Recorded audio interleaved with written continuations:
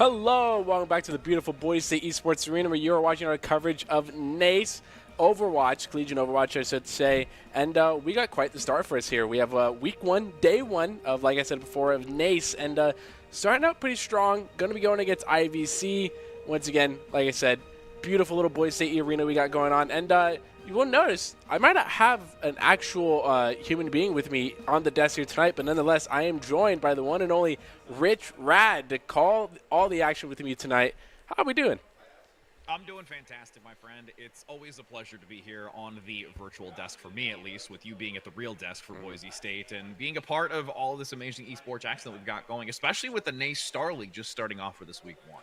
Oh, yeah, like I said, week one, day one. In your opinion, in your mindset, there's an obviously advantage to starting off strong here, but what exactly do you think the Boise State players need to do to sort of take advantage to the start and the almost the zero momentum they have to what carries on after this game?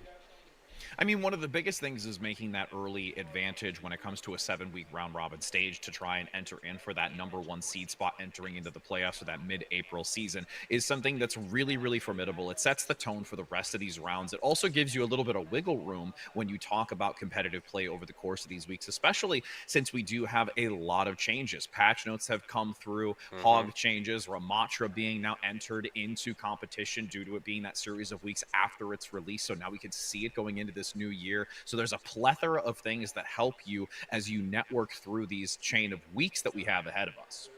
And with Boise State having won, actually this was really big last semester, of having won the NECC Collegiate Tournament last semester round, but that was a really big upset for Boise State as well.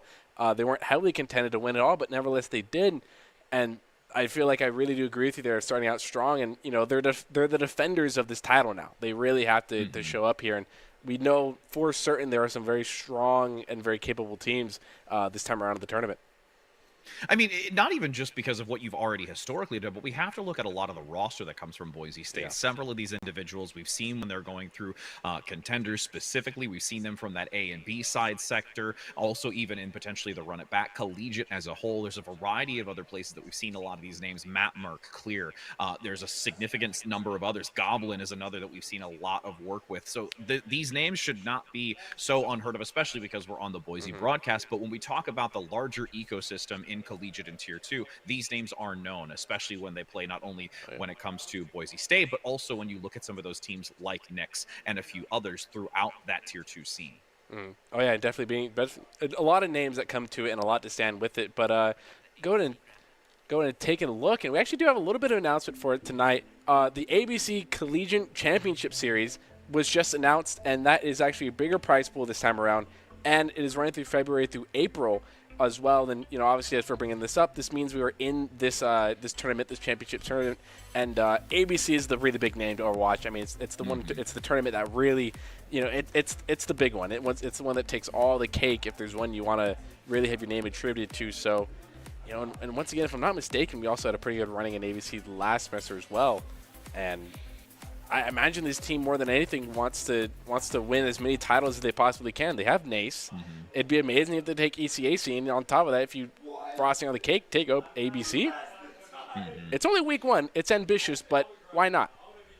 I mean, you have to be ambitious, and it's Yeah. all in regards to what you do for preparation. When you look at historically, most recently when it came to the collegiate homecoming, Boise State being within that top portion of the 17 to 32 that were in the overall brackets. The biggest question is going into that is how it's going to fend off against the back-to-back championship winner of Maryville, which again, something that we get to see, and being able to promote that the registration is open, making sure that we have so many universities across this country being able to focus and look towards trying to take that #1 spot. And with Boise State, as you mentioned, their history, their consistency, and where they look to place themselves has always been something to keep an eye out for, and just the players as a whole, like I mentioned, in just the tier 2 sphere. Yeah, and it's a sphere that nevertheless is so dominated, and I do like the point they bring up Maryville as well. Just if you don't even know Overwatch in a very deep scale, even just the name Maryville University in terms of esports in Overwatch by itself is a very prolific university to kind of look at and take advantage of in terms of what's kind of the more or less golden standard of moving forward of how players sort of operate. And the other thing I kind of want to bring up actually is I remember when Overwatch 2 came out last semester, it was like the really big talk of everything. How are players going to transition the 6 stack to the 5 stack? But I still feel like a lot of the times it doesn't feel like much of a transition for these players, at least looking at it from an outside perspective visually. And I do want to get your sort of 2 cents on it, because I noticed you brought up the patch notes, and Yes. kind of diving into that of what changes now, especially with Ramacha now, the competitive pool and used in these tournaments, what kind of impact that going to play.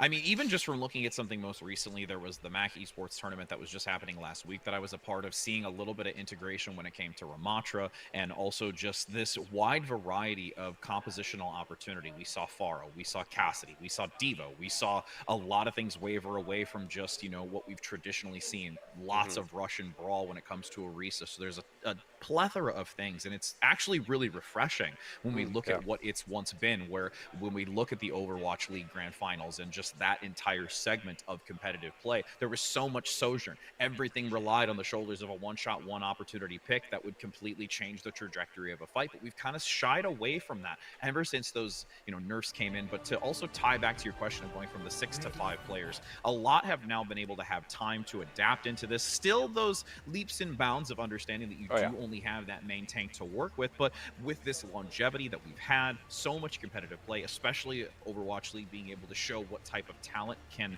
perform at that level, has really helped a lot of this tier 2 understand, digest, and evaluate the tactics they want to bring into games like this. Yeah, it definitely feels like it wasn't as surprising as it was in the beginning, and there's a lot more expectations I feel around it. It's not so much a change, just off the rip, kind of going into Legion Tower on control for our first map rotation point. We did see the Ramacha there, and we see it on both sides. So I feel like we kind of knew that was going to happen when we kind of talked about it in the beginning. And especially when you're starting out week 1, you want to test the waters with this, because there's a lot of value that can be brought into this. The significant amount of damage that it can just bring out in its base form before even going into Nemesis, which you can already see active, is substantial. And with this Nemesis v Nemesis form pushing out towards this exterior, giving an opportunity to take down the support play, can't really ride wall out of there to escape that incoming damage. This is going to allow Boise State to completely pincer this remaining few of Irvine Valley and be able to take this point shortly after, even though you have gone in favor of this Irvine squad. Yeah, definitely starting out strong. The thing that sort of surprised me with Rachas is the survivability potential that you have. And, even just as a solo tank, just the amount of damage you can take and the armor buff that you get from switching to from a normal mode to Nemesis mode is really big. And I'm really excited to see how these players take full advantage of it, or what comes out from using these players in strategy. The biggest thing is the ebb and flow with it, because you have that recovery mechanism with the Nemesis form. Also, when you're pairing it with Chosen on this Kiriko, there is so much maintenance that you can have with it. Not only the heal, but also the Suzu, which you see right there, continuing to keep Clear topped up, making sure that they are doing everything imaginable. And that's the other dynamic of this as well. Matt Merck, typically being the tank role right now, is opting to go onto this Tracer, harassing it in the back. Sound barrier given in by Bagel, which is a consistency from this Lucio play, overwhelming any sort of aggression that comes in from Irvine Valley. They do opt to go for the Annihilation onto the point, forcing back multiples, but that's going to be a massive shot coming in from Plato on the back line, getting a 2-piece with the overclock. And Plato's absolutely going to be an absolute demonic force to deal with, especially on this. Wow, the name is blanking to me right now. This has been happening to me so often. For the Ramatra, you mean? Or for Plato's DPS. I am completely blanking on the name. Sojourn, yes. Totally fine. Yes. It can be such a big player when it comes to the composition, and even also the supportal combat that we're seeing. Chosen getting another shutdown onto the support line, following up by Clear. If they can continue to dominate the supports like this, there's no way Irvine can get back into this. Ooh, that Genji just barely escaping the push out down. Kind of backed up. They were very close to taking the point, but it got quickly denied. And I feel like that was solely just because Clear and Chosen were just able to stay on point and just be absolute menaces and give their team enough time to just keep kind of pushing forward back on the site and retake it. And with a lot of the ults Kitsune Rush active, that's going to give a momentum shift here for Irvine Valley, especially when you have a great Dragon Blade and dash reset coming in here from Harry, able to completely turn it on its head. But again, you have to look at what was contributed into this. There was still only the 2 ultimates. They managed to keep the pulse bomb and also the sound barrier for Irvine to look for a more long run counter engagement, because Boise State has ultimates coming online. Yeah, you have Clear and Plato are those two that I'm really looking at for, and you also have Chosen's ultimate that's going to be big going into this as well.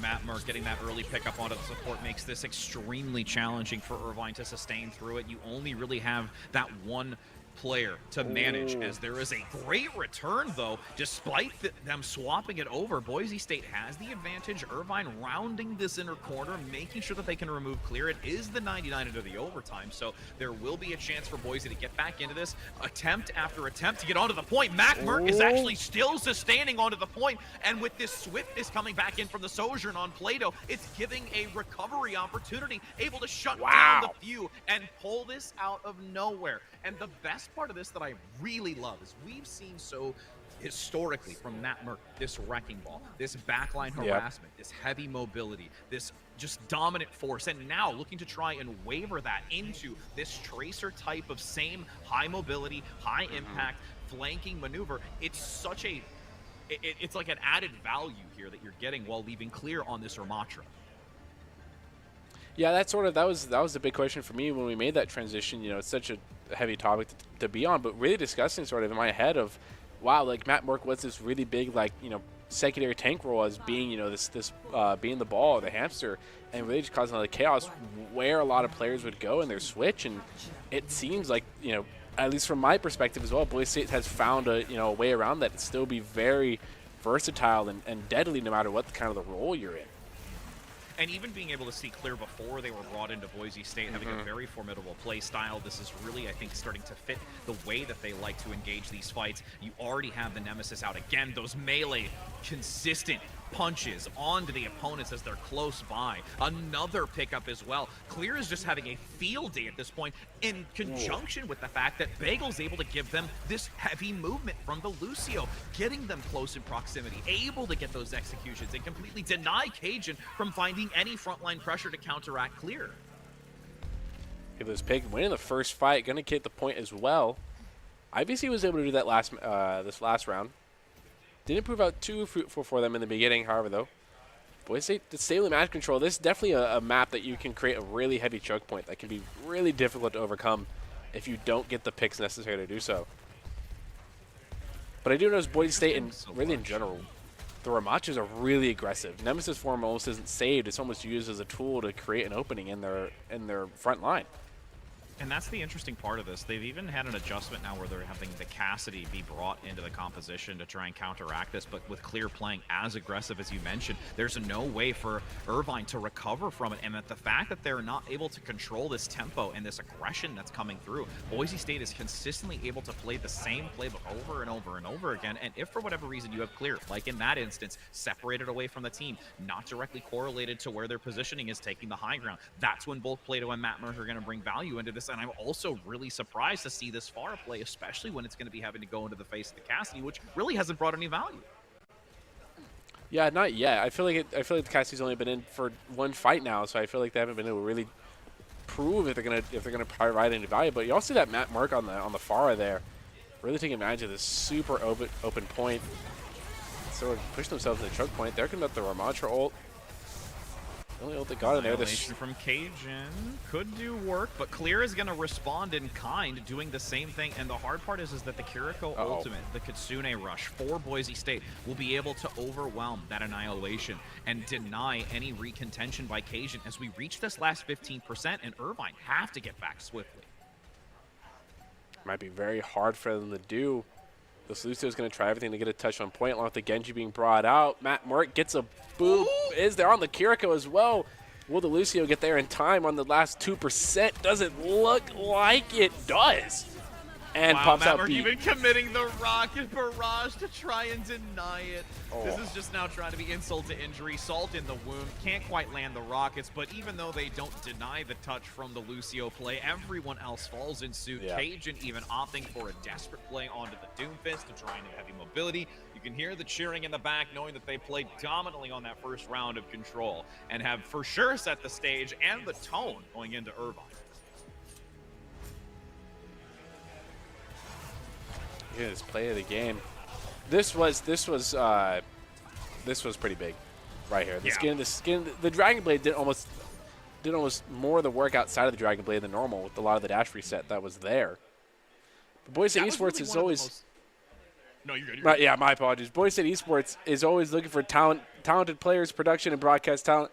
Top talent from along with good grades and eligibility can earn scholarship as well. Sign up today by visiting boise.edu/esports for more information. And before I cut you off, what were you going on about? I mean, the biggest thing with the Genji play, like you had mentioned, to piggyback off of it, is that was really the only moment that Irvine had any sort of control of the situation. They were able to couple that that ultimate with the rest of the positioning, able to get that clean takeover and gain that percentage back. But the hardest part is defensively. They're not able to really break what Boise State is able to do because there is this constant momentum forward. You mentioned Clear with that Ramatra aggression, never really allowing a foothold for Irvine to do anything competitively against them, and constantly dividing and separating the players, and also getting a lot of value on the support line that are left out into the open.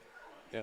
Especially, I feel like it was almost a lot of pressure on the support line as well, because the support line tries to stick with the Ramatra and trying to be there to support, your main tank. But here comes this other Ramatra that just dives you, ignores the tank, and just goes for you purely. So I feel like they can be really frustrating and really annoying to feel like you can do anything when you just feel this constant target. And it's not like it's a backline DPS or a tracer or somebody diving you that you can pull back and support them. It's the tank and the entire team now on top of you. So that probably looks like a very frustrating thing to deal with, and just comes down to what it looks like is just like rumble after rumble, just like who ends up taking that, that advantageous of who got more picks during the push. And the big dynamic now, granted, Control is always its own unique beast in and of itself, but when we look going into the next map, if there is going to be this repetition and usage of the Ramatra with Clear, keeping Matt Merck on this off DPS heavy mobile role or vertical role, which would be very reasonable because it was played so well and there hasn't really been anything to stifle that at the moment. If Irvine is going to look to opt for something that's going to be a little bit more of a shield shred, breaking that Ramatra shield, denying that type of aggression, if they're going to look to lean into it, they're going to be pummeled by significantly more damage. Whether that's going to be a Hans, whether that's going to be a Sojourn, these things that they have to start looking into. The Cassidy, of course, makes a lot of sense when you're trying to counteract against the Pharah, but again, that was a unique situation in a very encapsulated space, managing to hold those choke points, looking for that high ground doorway or potentially the hallway towards that initial choke point. So these different variables are something that Irvine is really going to have to understand to be able to counteract what Boise State has already been able to do at this first map. And going into next, NECC is hybrid after Control, and it sounds like it's going to be Kings Row for the next map. Actually, yeah, you can see it right there. Ascent. Whoa! Oh, we're jumping all over for that one. Different game, but it might work. Who knows? I wonder how Ramatra to play on Ascent, but I feel like Kings Row, we're definitely still going to see the Ramatra there. I feel like being able to take advantage of this really, like, that first point cap is, you're almost going to have a Ramatra there, because I feel like Boise State is just going to tempo them and just dive right in with the Lucio boost in there, the speed boost, and just absolutely annihilate what backline is. And then from there, once your backline's gone, everything else is going to crumble. Honestly, that's what I feel like going into this Grim Rose is going to be the case. Yeah, and the other dynamic of it, too, is when we take a look at the Ramatra play onto Kings Row, a very seasoned map for basically anybody, whether it's collegiate tier 2 or tier 1 play. It's a very comfortable map. There is that possibility of verticality once again here, where Matt Merck could bring this Pharah to the field, where they have this architecture maneuver around these corners to peak and find this added value, and what we're going to have from Irvine to counteract against it, especially when we talk about seeing, is there going to be even a stray Widowmaker getting an early pick out the door? And that's something that we really have to lean into to understand. And I would not be surprised if we're going to have Boise State opting to go on the defense first here with their decision. Once again, kind of setting the stage, taking that lead, and being able to control the situation to influence more so of that morale or the lack thereof that they could instill over Irvine. Yeah, I can definitely see that early pick and the verticality that you mentioned is a really important aspect, and something I feel like a lot of games sort of not so much neglect, but I feel like it's not not observed as an importance a lot of the times, or sort of that terminology, I guess, is it really describes sort of how important this can be, and don't really have the names right off the bat, so I wouldn't make any solid guesses as to what it is. But seeing the Orisa and the Ashe, well, the Mercy as well, looking for a little bit of pocket, I imagine, on the Ashe. Yeah, that's going to be the biggest thing. You're going to most likely see this initial upfront damage, or if the Ashe wants to take a high ground angle towards that back position or even in the window, that's going to give a lot of value. And also it plays a little bit more formidably because you have some mobility to maneuver around with Cajun on this Orisa. So it's actually going to be Boise State on the attack first, it looks like. Well, it's Irvine on the defense here, drawing back Cajun, looking to try and withstand this upfront pressure by Clear on this Zarya, but already has a substantial amount of charge. There has been so much placed into those shields. It is an added DPS at this point. Matt Merck opting and flexing once again, showing the depth of hero pool, bringing out this Mei with the wall, dividing that choke point. 5 minutes and 50 seconds. They have blitzed to this point and have transitioned into the payload phase. Mei does feel really strong on a lot of team comps that end up working up with it, and especially with the very competent Mei that ends up soloing out a lot of people and was deadly in that sense in Overwatch 1 as well, and maintains that deadliness in Overwatch 2. Even though you lose the full frozen ability, you still find your way to be so deadly with that. And the just biggest like that, challenge right now is working through this choke point. It's a very difficult position to do and easily move through, but when you have the Mei, it creates a little bit of a wrinkle here, and they do get that initial wall by the bookstore to deny it. There's a pickup that comes through with the rail shot instantly by Plato, following through even further onto Cajun, despite the Valkyrie and also the res being contributed by Irvine to hopefully swap this around. A desperate res and a play to get this Orisa back online, but they are left alone and cannot outmatch this visceral pressure that's coming in from Boise. And we see Clear on an almost, if that's not full charge, very close to being full charge. Just when you feed that much into the bubble, that Clear is going to be such a deadly, tank to deal with. It almost feels the same way as Ramacha's. Clear's going to have to get in your face to do the most damage and be the most effective. And it feels like this play comp they got going on is working out for them right now. We do see a little bit of switches going off the Orisa onto that Reinhardt. I believe that's the only switch as Bobby is committed as well. There is a lot entered into this, and with the swaps, and I actually am really impressed at the control and communication aspect when it came into what they wanted to use for this. They knew that they had the grab to couple with that to make the snow globe, essentially, is what we used to call it, but that's also more with the Orisa. But regardless, the Blizzard able to couple with Clear's Graviton makes it now only 2 ultimates utilized. They've got 3 more to do. Plato, okay. That's interesting. Didn't see anything in the kill feed. I'm wondering. Oh, there it is. Yeah, there it is. There it is. The shot with the Widowmaker able to deny the overclock is a great way to try and counteract this momentum in the last final stages. But Chosen with the Kitsune Rush could be able to opt out and make it even more challenging here for Irvine to recover. And this is just looking dire. Yeah, even with that opening pick on Plato, you still just see the BSU offense be so just almost desperate to get into their faces and just cause this absolute annihilation. And Cajun was not able to do much against it. Just got absolutely annihilated, even with the Kiriko support and the bashing that's there now. That shield's not going to last very long. Kitsune Rush is committed for IBC. No picks yet off of anything as Beat gets committed. Shatter. Great beat, though, by Bagel ahead of time to try and hold on to it, as you do have this potential recovery. Correction, Lyric actually going to be subbing in. Missed that one as we were looking at it, so we do have still a very formidable play, and you commented on it. Matt Merck, again, now rotating to their 4th capable hero selection on this faction, completely deleting that shield, and Cajun has to swap to something else, and they opt to go for this Doomfist again. Last time it was a stall tactic, and this time it's got to be the same, with once again no able to gain bearing or a foothold on this defensively. This will be a massive takeover once again for Boise, with 2 seconds shy of what they start with. That's absolutely insane. It almost felt like they never really stopped the carry. They never stopped the push. It almost was always going. And even after the switch off the Orisa to the switch to the Rhine was just, it almost felt like the Rhine never had any shield up or any ability to really do much.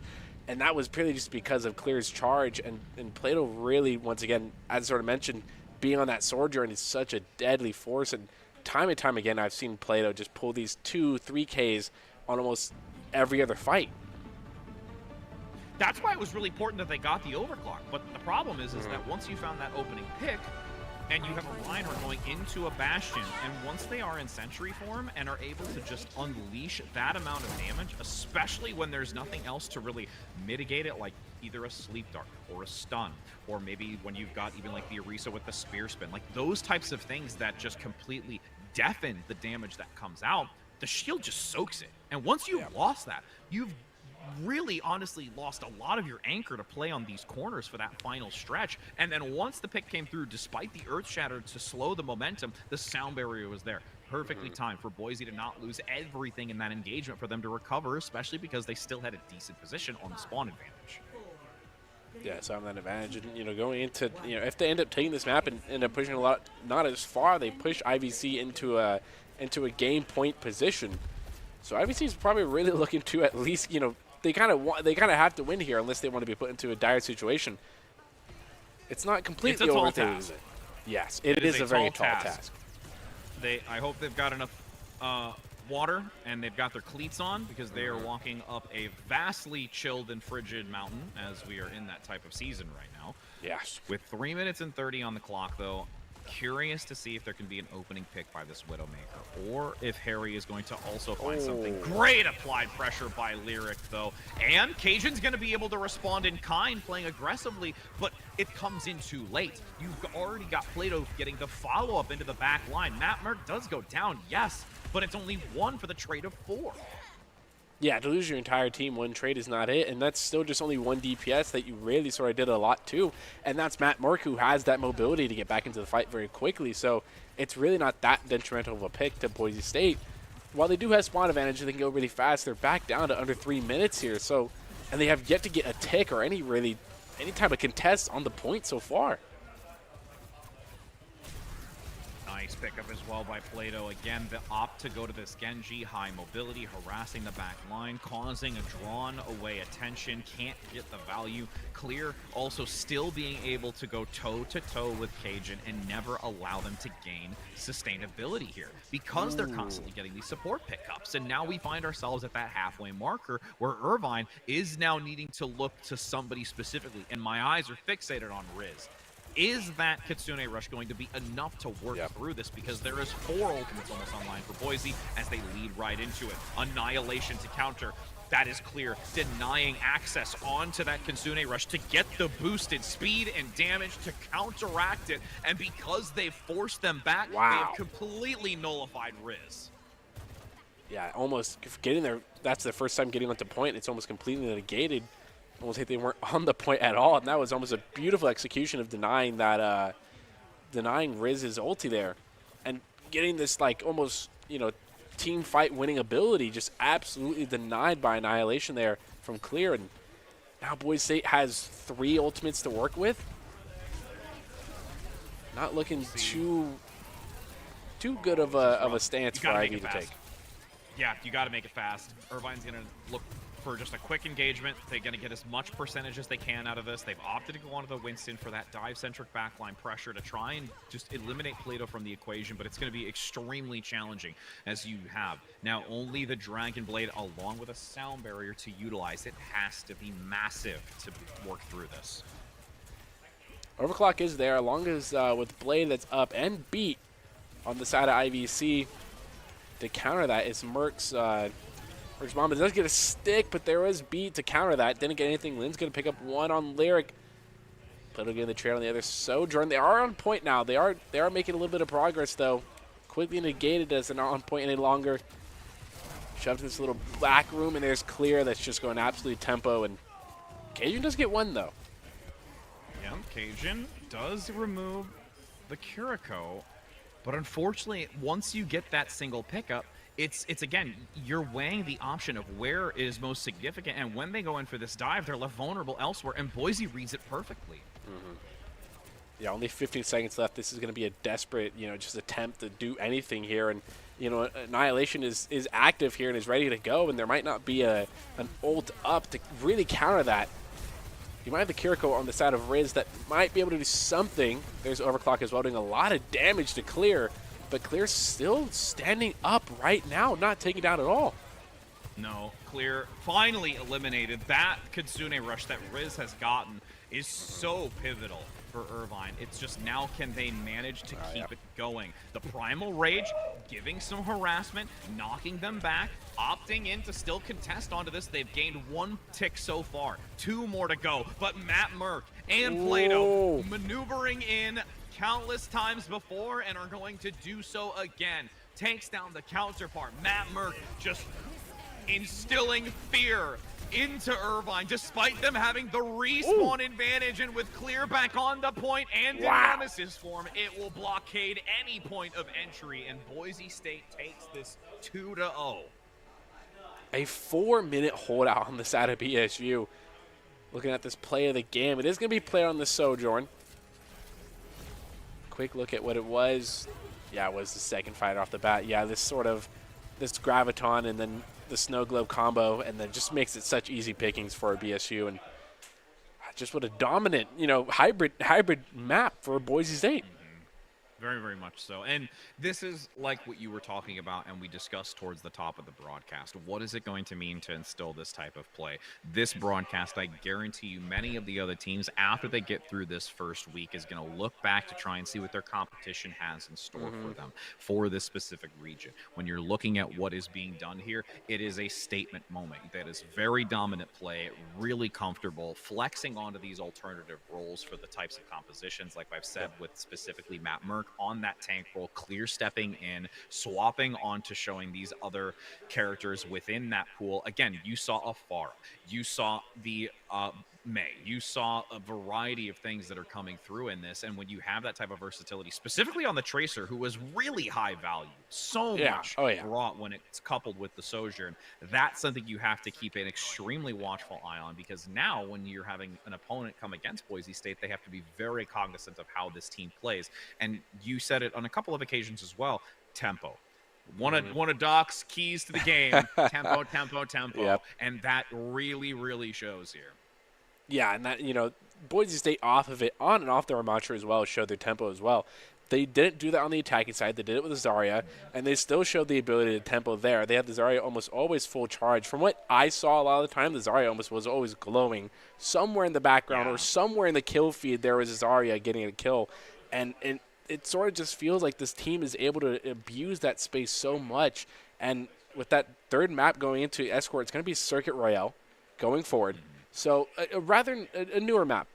I personally like it. Its design is really cool, very pretty.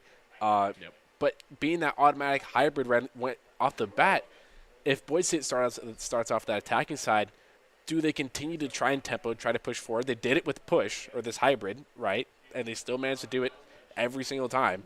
Or do they go something a little more lax? I don't think they step off the gas pedal here. This is the most interesting part about it, is typically when we do enter onto this map specifically, or this style, there's a lot of Sigma play. There can be Widows tossed into it. This playing, especially this corner that we're going to swing around here visually, this is a very dominant position to play when you have a Sigma or even an Orisa in the mix. So I want to potentially see a little bit more of that, unless there is something that they feel confident where they can keep this Ramattra. Is it able to provide the same type of versatility and also asset as a whole playing on this map specifically? And that's something that I think is most exciting, and you can already see that there's a Widowmaker selection as we look to see who specifically has chosen this defensive side, and curious of what type of added value that can also bring. I did see the Sigma in the outlines there when we were looking at their spawn, so I do agree these really long sight lines make it very easy for a Sigma in those long distances. There's also a Widowmaker on that side as well, so both teams, no matter what it is, kind of opted for this, and there's that Sigma Rock that was dedicated right away. And it is BSU on the side of defending for the first half around. Almost identical team comps besides the Plato on the Sojourn. And Matt Merck, what can't you play? What can't you play? Oh, wow, yeah. Like, just be real. Like, let's just be real. What can't you play? Looking to flex here onto their opponent. Lion counteracting with a Widowmaker of their own to see what they can have function. As a couple of shots go wide, with the Sigma Shield blocking most of it for the time being, and also utilizing the payload itself to deny those sightlines. But once you go up top, Plato gonna hunt for the back line. Can't quite get Kid Maniac on that Zenyatta play, which is also a little bit of an interesting selection here. Getting that Discord Orb, allowing extra damage to come in if you have Irvine playing more aggressively on this, or correction, Boise State on this, and seeing what they can do to counteract it. I especially imagine the Widowmaker is going to take absolute advantage of the Discord. If you get even the slightest bit of chip damage on a backline character and they just get picked off, but right off the bat, Plato going for the 3-piece, almost get the 4 out of 10 charge here. Is it possible? Chasing it down! Oh. Matt Merck's going to take it away, though. You saw that aggressive positioning where Plato said, I'm going to come in for the melee, and then Matt Merck's like, nah, no, that's nah, mine. friend. I'm going to take that one. It's okay. I know you wanted it, but that's mine. I'm going to be in your highlight reel one way or another. When you've got this many characters, you're just like, let's go. I'm going to flex back onto my Tracer. My Yeah, tried and true exactly. Right now. Almost kind of baited them into this Widowmaker dual ability, and then just showed up like, we're gonna change it around real quick. And here's that dominant spot you're just talking about. I do like the fact that we're getting some variety when it comes to the composition from Irvine. They're not afraid to make these adjustments or these swaps, but the problem is that there's so much of it that it's making it challenging for them to accrue enough for these ultimates that they can utilize, since when you make the swap, you only retain that 30% on the specific role. Clear in the back now, still with the Sigma, home free right now, while the back line is getting chipped away at from Boise State. They've lost Plato. They don't have the overclock, but Chosen opting in for the Kitsune Rush. A beautiful accretion mid-air to deny Cajun their flux. And plays like this are so absolutely awestruck for Boise State to just lay into Irvine, where they have attempted to do so many things to counteract it. But with Plato returning to the mix again, it is a time and time tried and true correction here. And that's a second boulder. That is a nice boulder. I do want to point out that both Clear and Cajun ulted there in that fight, and both got accretioned out of their ults. Yeah. So that was kind of funny to see. They kind of paid each other back for those ones. The most even trade of ults I've ever seen. Yeah, it's those micro plays that really do make a difference. It still ends up leaning in favor of Boise State, as they were able to play the long run of that fight. You do still see this corner being a very challenging piece of hurdle that needs to be left over for Irvine, where they have once again this Dragon Ball. We've seen already once before the value that they can gain with it. But will they be shut down in the chaos that ensues for the last 30 seconds here? Accretion goes wide, doesn't land. You have now another flux from Clear, this time making sure that they don't get clipped by it, eluding the rock mid-air. There's an immortality field that buys a few seconds of time for Harry to get that 2-piece onto the blade, with Lion in the back giving assistance, and they might just have enough here to get this. Ooh, there's the one pick on Lin. Or actually, that's Riz getting the pick on the Matt. Oh, yeah, this clear down. High hopes there. Matt had a lot of high hopes there and didn't want to let it go, but finally they shut it down, so they ensure that they reach this checkpoint 2 minutes and 25 seconds, and now they find their next raid boss at this point, which is this ramp. Yes, this ramp is another challenging position to maneuver through, and this map as a whole has these checkpoints that are really, really key to maneuver through. Boise State is looking to completely take advantage of that wrap point. This absolute choke point. And it feels like a lot more scrappy fighting on the side. Wow, the quick pick and the immortality field is going to save Riz. Not for much longer, as Clear's going to clean it up. It's a lot Clear of damage. says when you jump out of this circle, you're not protected any longer, friend. your life is forfeit outside of this little circle. Yeah, absolutely. Boise State, though, I have to say, they're doing really, really well by the methodology behind Clear and how they're playing. They're getting these executions. They're finding a lot of value. Even gives the Wave knowing of what they contributed to that fight. And now we've got 1 minute and 30 seconds for Irvine to get back into this. Still a lot of time to push the point as far as you can, and get into that second checkpoint is really all you're looking for right now. With such little time, I imagine, the obvious end goal is to push us to the very end to get those 3 points, but I feel like right now, IV might be looking for, hey, let's get to the second point, let's get as far as we possibly can here, and look for a really big defensive position. There's a lot of damage. Plato picking up 2, with Lyric getting another one. Yeah, there's the IVC team already gone. And that position is like no man's land. Like when you talk about like old school warfare, like that's what that is. Like that zone before you reach the ramp is free firing capabilities for Boise State, and that's why now they can play this aggressive. They're holding in the spawn. Even if you do have Irvine come out of this doorway, they have an opportunity to respawn, and they're more so looking to force out ultimates to leave this position. The rock almost gets them off the edge of it. Plato comes in with a beautiful play. Ooh. The overclock to boot. Clear denies and consumes the pulse bomb. Everything falls in line. That is 2 ultimates by Irvine. That is completely eradicated from the equation and can't even get out of this one. Yeah, with 19 seconds left, did Cajun almost get booped? Cajun almost got accretioned off the map. That would have been insane. And you see that Trace, they're looking for some type of back cap as they're winding down to about 5 seconds here. Nobody's contesting that right now. Harry goes down. They get some pressure to gain that extra little bit of distance. They know they've lost the front line battle, so they attempt to take the flank with a cheeky bypass to push the card, but as they reconvene and find the shutdown, not able to really get anything else moving forward into the situation. Clear's just going to deny touch, gets even a double tap mid-air.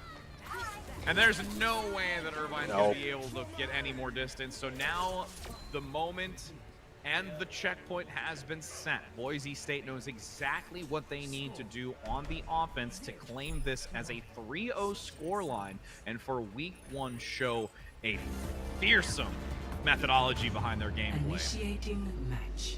Yeah, I'm looking at getting this 1 point, not getting it very far here, but we did see, you know, sort of Boise State be able to just, you know, what felt like IVC really getting their foothold here and almost being like sort of this even match. We just see Boise State just sort of, I don't know, create this sort of different beast, this different dog that came out and really kind of showed off. They pushed them in their own spawn. That was such a devastating position to be in.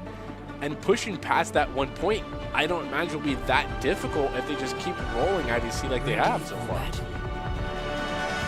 And we'll see now as the sides swap. The intensity continues to grow. And there's a lot on the line for Irvine. I mean, some of the biggest things that they've really done well, at least when it does come to some of these Sojourn trades and plays, they are able to get a couple of really good picks. The problem is once they execute on those picks and once they do start to gain some kind of momentum, it's instantly counteracted by this forward applied pressure from Clear. There's no way to recover from it. The shield is placed there to deny any more sight lines, and it's just this ebb and flow that doesn't work for them. They're just trying to understand how to gain more, but every time they take the time to get more, they find themselves with the short end of the stick. Yeah, it really is tough to take advantage of when you're already down and about.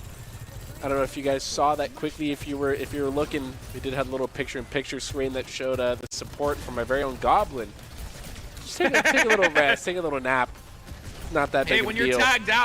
When you're tagged out and not needed, I mean, taking a well-deserved nap on a comfy couch like that, I don't blame them. Tell your teammate, Ham, I'm a little tired here. You're gonna step in for me, right? Yeah, just pull the weight. I don't need to be here. It's fine. I'm confident indeed, as you're going to have this payload now start to reach this initial checkpoint region. The corner is necessary to bypass, instantly taking control of, making sure that they take every precaution. This Bastion play as well, something we've seen a lot more, and specifically coming out already from Boise State, yielding value in Kings Row, is going to do the same here. There's no way to dislodge it, and that is an easy checkpoint reach. What it felt like it took IVC almost like 2 or 3 minutes to get to the single checkpoint. It took Boise State no more than, you know, about a minute. Half that time was, you know, travel time because the cart couldn't move any faster.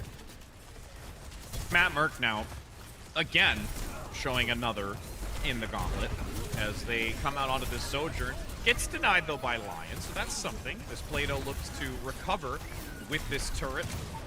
Can they get anything? No. Lion on this Hanzo gets a lot of value. I really like this look, though, from Irvine, because they've managed to be able to gain some kind of value synergizing with this Zenyatta and this Hanzo, which we've not yet seen before. That's what I talked about. They need something to break these shields on Boise State.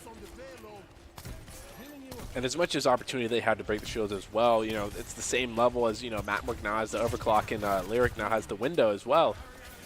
But Plato also having that turret form, any shields or any extra health or armor you decide to have is just going to be absolutely demolished. Not before Plato's taken down and then BM'd by the Dragon as well. And Lion coming in with another cleanup on to clear. This is something that is very, very momentum-based now for Irvine because they have this high ground position, and if Lion can manage that window and not find themselves out in the open for Mattmerk to get a pick, especially with this overclock, that gives a lot of value. But Harry, playing aggressively, goes down and leaves Irvine vulnerable.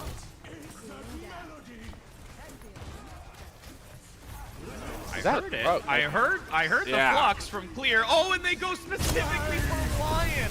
They know who would be the contributing factor in these engagements, and they hyper-focus it.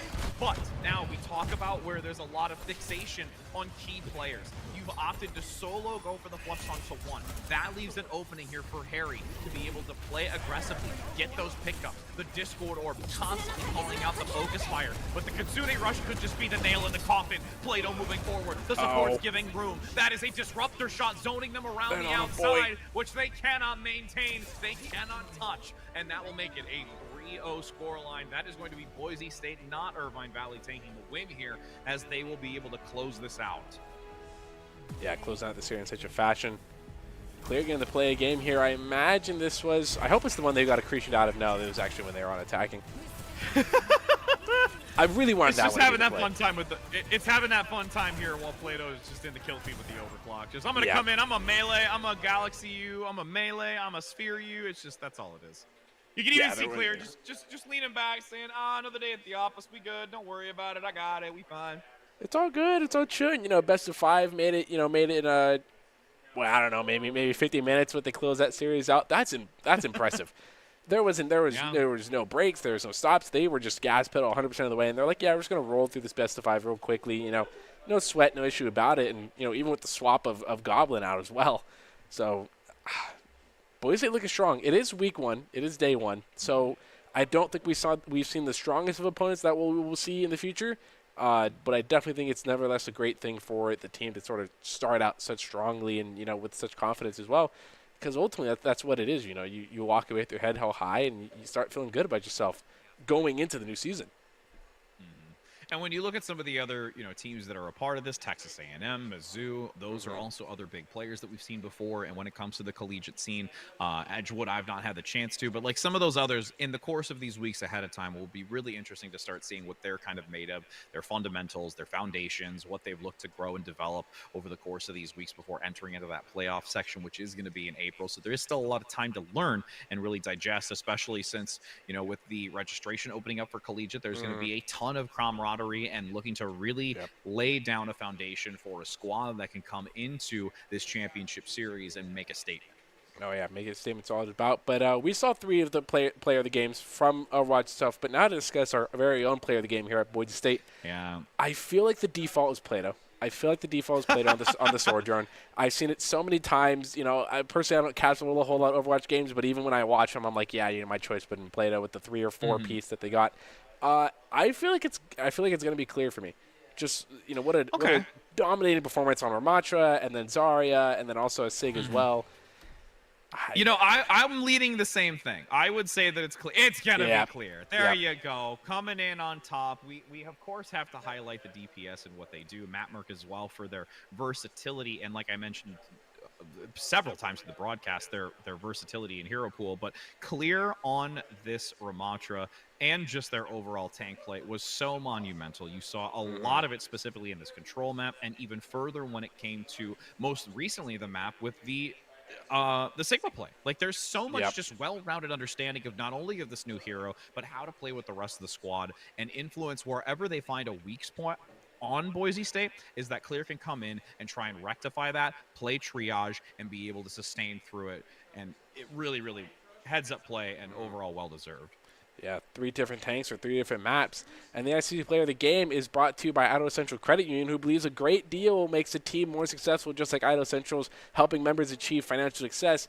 Clear is the Idaho Central Player Union of the game, or Idaho Central Credit Union player of the game. My apologies, English is difficult. But starting to wrap up, any final thoughts or questions? Because it's just, I feel like that series was such a dominating performance by BSU. I feel like there's not much you can really criticize them for. When it came to, we'll look at it from both perspectives. When it comes to Mm-hmm. the opponent, specifically for Irvine, just really being able to now take this one as a learning opportunity, especially when you were attempting to try and play your Ramatra against another Ramatra. Start adapting and understanding what those strengths were that Clear brought to the table. How is it that the rest of the team was able to work with that Ramatra, and what you can do to elevate your play to counteract it. And then same thing when it comes to the other maps. Okay, if you find yourself having your supports being a little bit overwhelmed, I liked the variety in hero selection that they brought to the table, but it always felt potentially either too rushed or a playbook that wasn't fully refined for them to try and counteract what they're going to see. And with this week one, they now have intel. They have information of what they need to do and what they need to work on. Now, Boise State on the other side of it, the biggest thing that I can say to them, they played so dominantly, is that they can't get comfortable. And I know Doc's not going to let them get comfortable. So at this point, it's just going to make sure that they continue to build their foundation and find these unique strategies that they're getting with Matt Merck, with Plato, and synergizing around Clear and what Clear brings to the table. I know Doc might have some words for that one after a little bit, but I won't be here to see it then. But make sure to stick around after these. We do have the top 5 for you, but after the top 5, we do have some more Valorant coming up from NEAC. So make sure to stick around, and we have these top 5 for you. It was great here from the Boise State desk. We wish you all the best luck. Have a great rest of your day.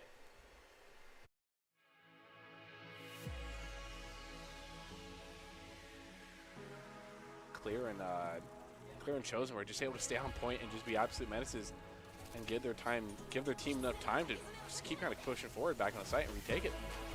And a lot of ultimate coming Tsune Rush active, that's going to give a momentum shift here for Irvine Valley, especially when you have a great Dragon Blade and dash that they can remove Clear. It is the 99 into the overtime, so there will be a chance for Boise to get back into this.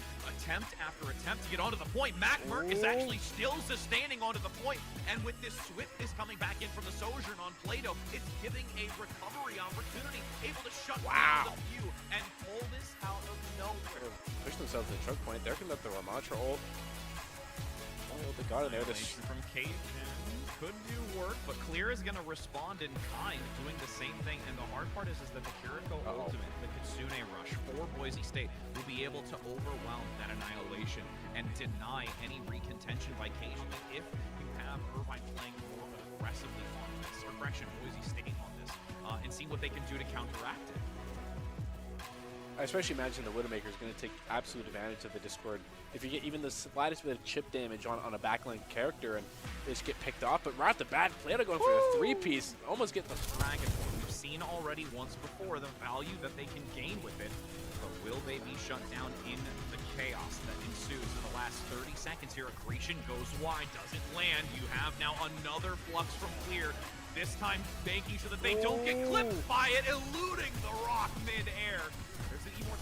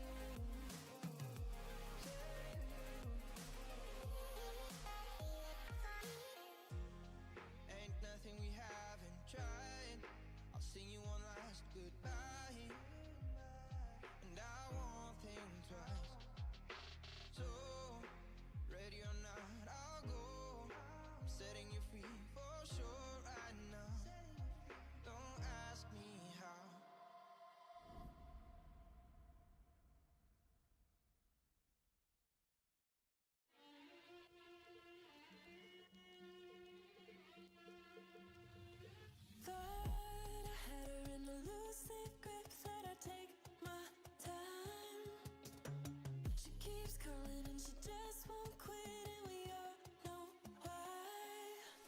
Screws tried to lure me right into an affidavit for your mommy as I'm falling and I'm out of time. I'm caught up in your tongue, they say. You claim that you love me, but it's just another play. I'm stuck inside your room all day. You say it's for my safety, but I'm just one of your prey. She's got a gun and a bag and she's waiting for you. She has the time to decide how she's gonna kill you. You can keep running, keep your eyes wide open, but you never see it coming, no use. She's got a gun and a bag and she's waiting for you.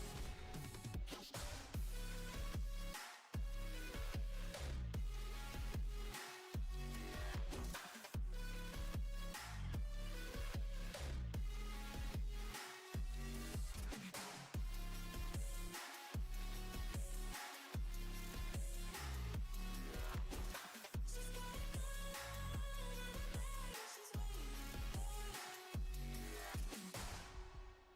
Hidden kisses always felt so sweet that they left me blind.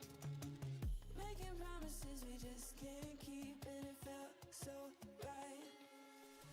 Screws tried to lure me right into an affidavit for your mommy as I'm falling and I'm out of time. I'm caught up in your tongue, they say. You claim that you love me, but it's just another play. I'm stuck inside your room all day. You say it's for my safety, but I'm just one of your prey. She's got a gun and a bag and she's waiting for you. She has the time to decide how she's gonna kill you. You can keep running, keep your eyes wide open, but you never see it coming, no use. She's got a gun and a bag and she's waiting for you. She's got a gun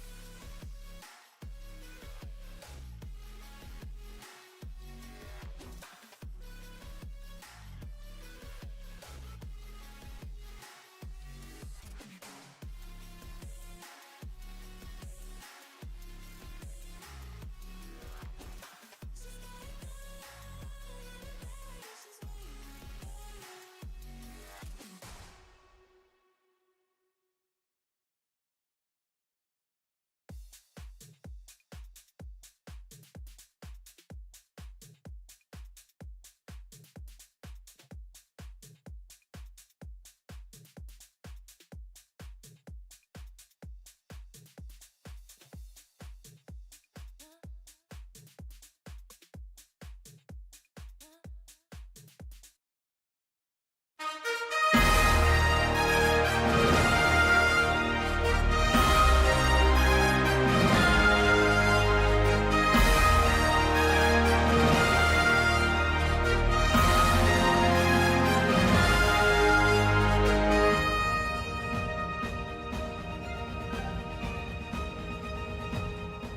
Hello and welcome into the Boise State Esports Arena. We are here with NECC Activation Week 2, which is the final week of activation. Boise State, not to brag or anything, but we did go 2-1. 2-1 week 1, so that's pretty good. We're feeling pretty great about seeding and all of that stuff tonight. I'm your host, Colby D'Angelo Alloway, and joining me to call all of the action tonight is Richard Rickrad Pontillo. He's joining us from afar, remotely, and we're super excited to have him for NECC Activation Week. So before we get into the broadcast, how are you doing tonight?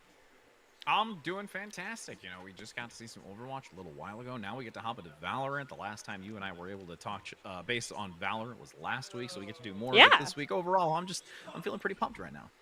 Okay, and to kind of like go back to the opening question we had last week for week 1, as we continue into activation week, what is the most important thing to focus on going into week 2, which is final activation?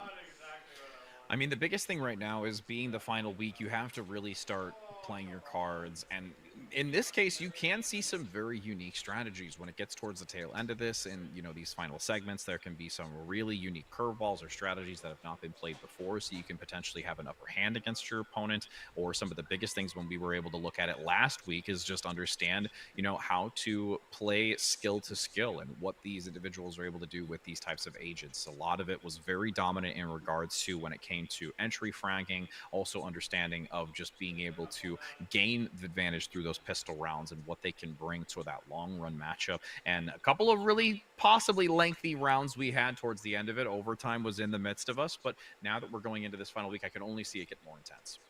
And what is a 2-1 position? What position does that put Boise State in going into week 2? I mean, the position itself is one of those things where you put yourself in the position, but you can't always have to look at it. When you think about from the player's perspective, is you need to almost kind of allow that to leave your mind in that sense. Like, you have to understand the stakes, of course, but if you allow it to really start to concern you for any reason or make you think one way or the other, whether you're in a dominant position or a catch-up position or the underdog position, all those different things psychologically, you just have to make sure that you play your game and that you're always trying to focus on what you can do to optimize and bring, like we've talked on many of occasions of those, keys to the game from Doc. And actually, we can get those up on screen right now just to kind of have something before we get into the Valorant. Yeah, absolutely. And it's great to see it, because I know we always talked about tempo when it comes to Overwatch. And then when it comes to, the Valorant aspect of things, it's really looking to try and take those trades, never take an unfavorable fight, all these different things that we look to talk about and immerse ourselves in when it comes to the game of Valorant, since there is, a very different dynamic to when we look at, a variety of other games that are within this realm of first-person shooters. And excited to see how it's going to play out today between these two. And the other key to the game that we always talk about in Valorant specifically is to focus angles into flank. Yeah, a lot of flanking for sure. We saw quite a bit of that with Jet play last week. And as we're entering now into this, which is going to be a best of 1 here. So you do have to lay everything on the line, and it looks like we are going to be entering in onto the map of Haven. And what we did see previously, the big aspect of this is you're looking now to try and focus on 3 key points versus 2, like what we did see on Icebox more previously, and how they're going to play to this. And seeing defensively what Las Vegas is going to be able to do, because yes, it is going to be defensively Las Vegas here, where Boise State is going to start on the attack. And they, more often than not, when they begin on the attack, are able to gain that type of precedence. They start to really have the advantage early, putting their opponent into an uncomfortable position. So once we do have that swap of sides, it is a game of catch-up. It looks like we have a couple of light buys in terms of armor. They're kind of skipping out a little bit on the weapons, whereas Skies and J-Bag are taking the opposite approach, and Aldim is just choosing to save. Yeah, light armor, a little bit. Again, just a little more reserve when we get into round 1, seeing what they can get. You can see that there is a couple of pickups. You do have the Trailblazer, making sure that they do have that information gathering aspect from the sky. I like the Killjoy Jet placing that sentry turret to deny this flanking maneuver, which you mentioned it. It's significant if you can find these backline angles. A couple of decent shots go through double doors as Rihanna looks to chip away. The question is, are they going to go for this? Oh, wow. All right, they've got coverage by Skies, though, making sure that they've got assistance, but unfortunately gets picked up by Joe. Joe just pops around that corner, takes Skies from the side. It looks like Boise State's kind of investigating A. We are seeing if we want to try to attack it here. There's obviously somebody in doorway. Boise State, J-Bag is trying to scout them out. Looks like they're going to trust in their teammates and plant the spike, leaving themselves vulnerable for the time being. Smoke drops down from heaven to underneath, so there is some coverage for the defense. Looking to go for the Prowler. Does get denied in the smoke, so they aren't completely crippled for the moment visually. As Rihanna plays into the smoke, there's a collapse down under. Las Vegas manages to get this cleanup here on Boise State, especially since they had the numbers advantage out the gate by Joe's pickup, and that will be round 1 with the defuse going in favor of University of Las Vegas. But, you know, I mean, it's just the pistol round. Boise State could theoretically kind of take this back in these next couple of rounds. We'll see how it goes. Though UNLV is now at a slight advantage because they did so cleanly win that with 3 people surviving. And this is going to be, you know, the big part. It's going to be either a force buy or they're going to go for the eco. I think at this point it would probably be more favorable if they go very... Actually, No, they're going to force buy here. Okay, so they're going to force buy going into this. They're going to get the couple of Spectres. They're going to go for that as well, bringing out the Sheriff and the Frenzy. Some recovery, or at least not spending anything on armor. A couple of shots, though, by the Marshal. Eluded, but Joe gets 2 with it down a long. Somebody's got to stop Skies there. Joe Schmo taking out Boise State. Boise State now 3-5. It is an uphill battle as Aldium searches for their next opponent with just a pistol and a prayer. They didn't even see Jin take him down. And this is really, really well done so far here from UNLV. There's a nice shutdown, at least onto 1, but unfortunately, this is a very, very dominant Jet long-range Marshal pick that came through right out the gate onto A-Long. I'd like to see Boise State potentially adapt to taking an alternative positioning, looking to enter into, I would say, maybe B, because they've already found that there is value from this Jet on UNLV with the Marshal. Probably has the op at this point now with the currency that they've gained, but this is now where you can have Boise State clap back. They've got these assault rifles. They have some armament as well to give that extra fortification going into these gunfights and how they're going to play it out.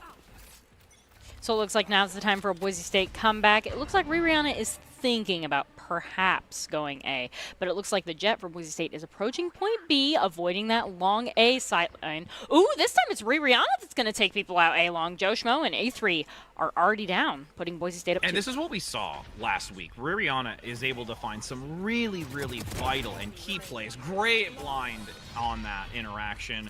This is a massive play coming out from Boise State. I mean, again, they had a chance to finally go toe-to-toe with the weaponry since they only did the little bit of a force buy in the previous round, but really making headway. Rihanna getting that early 2, and now we're going to look to see how they can play this out since they can keep consistency, at least when it comes to their economy and their weaponry. So it looks like Skies is maybe thinking about going to point C. Possibly on a flank there, we see Rihanna looking B again, but it looks like Boise State, the way they're currently stacked up, it looks like they're going to try to approach A. And we've got some heavy armor on the board. Not everybody is just in light armor. And Boise State has some favorable weapons going in here. But UNLV has the ace in the hole of the Jet ult, so Boise State will need to be very careful of that as we approach. And for this rifle gun round, a little bit more of a hesitancy coming out from UNLV. Not opting to press forward to find themselves into Rihanna again. Jin gets Skies, though. And again, this is where I liked that slow, methodical play coming out from UNLV. Boise State at this point is going to have to start making some momentum here. Op shot down A long. Pings coming through. Does get a second. And this is now a reoccurring thing from Joe. Looking into this A-long position, denying accessibility into it to maneuver towards that narrow area where Aldim is right now. Gets hit for the moment. 2 versus 5. Rihanna has made some miraculous plays before, and curious to see if they're going to do so again, but this is not an easy feat to do. I think Rihanna is a bit more safe on point B than Aldim on point A, just because of how oppressive Joe Schmo has especially been on long. Looks like Rihanna's, gonna lose the duel of the Killjoys. And this is Boise State, last man standing. That's so disheartening. Like, you know that they're there. They're not ready for it. They're going for the turret. You saw the hesitation as if it was going to be a pickup. And when they move out, nice pickup at least from Aldim. Again, now you're just trying to hurt as much as you can. Wallbang onto Jin. All right, okay. Aldim not going to play in the corner, just wanting to keep this weapon. Aldim does not want to lose this weapon, and they don't, and they're okay with it. And they go for the cry kitty spray. It's okay. Next round. They're okay with it. They took 2 people down, which actually kind of staunches a little bit of the bleeding for Boise State here. Now, what I would like to see on the approach here is anything other than an attempt from A-Long. I think A-Long, they're just going to continue kind of feeding into Joe Schmo and getting down a couple if they continue to go there. So we'll see if they'll be able to come up with another strategy. No long-range weaponry coming out here from Boise State. Still opting for the assault rifle, not looking to counteract the op. A lot of great smokes coming in, though, to deny. As the alarm bot is censored, the turret as well, but they give the lockdown.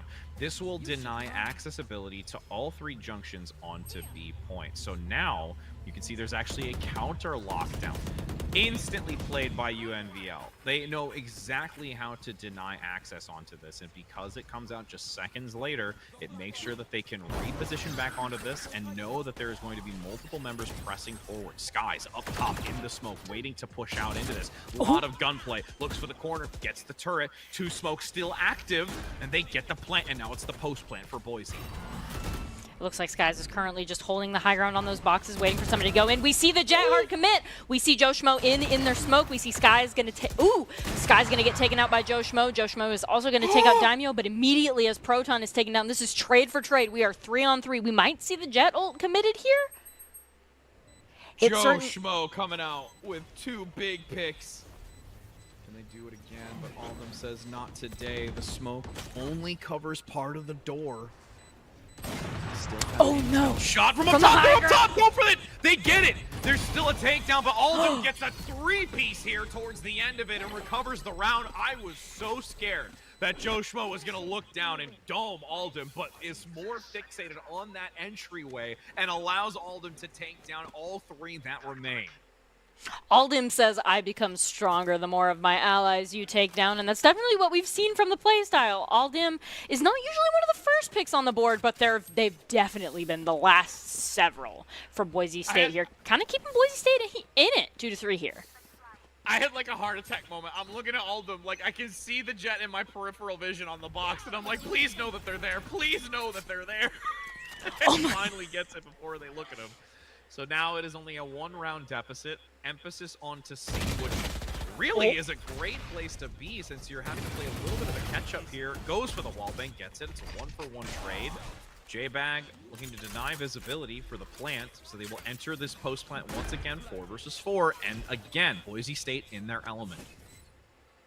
We do see Skies has committed the Jet ult, but so far we don't think Joe Schmo has just yet. Boise State waiting for UNLV to approach on the post plant. Everybody's kind of holding their cross angles, waiting to see which entryway UNLV is going to try to come through. We peek with the Jet ultimate. Oh, beautiful! Gonna get the first elimination.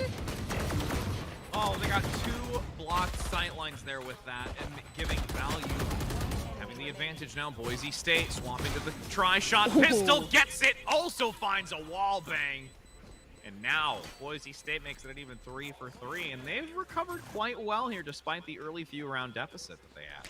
Yeah, Boise State definitely adjusted to the oppressive Joe Schmo on A-Long. And now Joe Schmo has still been a player of impact for UNLV, but Boise State isn't starting these rounds, you know, down 2 or down 3, so they have much more of a chance once they actually get the spike planted and are in post plant.